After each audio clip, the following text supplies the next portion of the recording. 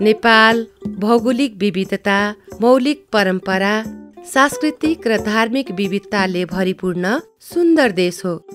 विश्वकै उत्कृष्ट कला, भाषा, रहनसहन, खानपिन, थाकथलो र पृथक जीवनशैलीसँगै परम्परागत ज्ञान र सिप यहाँका आदिवासी जनजातिको मुख्य पहिचान हो।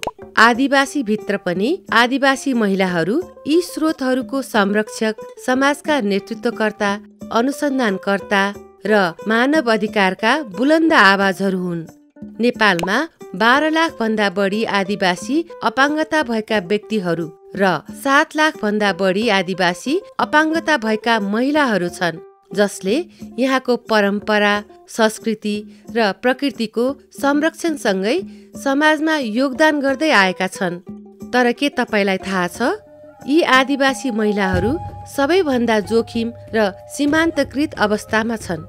विश्वभर आदिवासी अपाङ्गता भएका व्यक्तिहरूको संख्या 5 करोड 40 लाख छ भने आदिवासी अपाङ्गता भएका महिलाहरूको संख्या 2 करोड 80 लाख छ।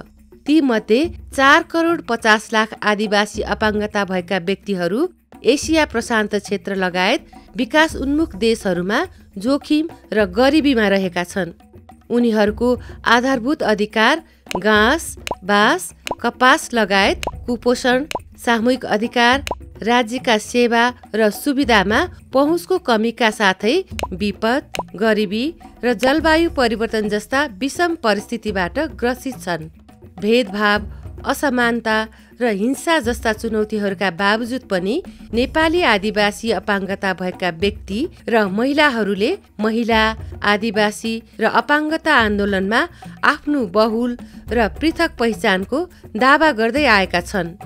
आदिवासी अपाङ्गता भएका व्यक्तिहरूका लागि सामूहिक अधिकार प्रवर्धन, सम्मान र सुनिश्चितताका लागि आदिवासी जनजातिहरूको संयुक्त राष्ट्रसङ्घको घोषणापत्र UNDRIP, महिला विरुद्ध हुने सबै प्रकारका भेदभाव उन्मूलन सम्बन्धी महासन्धि सिड, आदिवासी महिला र किशोरीको लागि सिडको आधारभूत सिफारिस नम्बर 39 र अपाङ्गता भएका व्यक्तिहरूका लागि संयुक्त राष्ट्रसङ्घको महासन्धि CRPD मा सुनिश्चित गरिएको छ।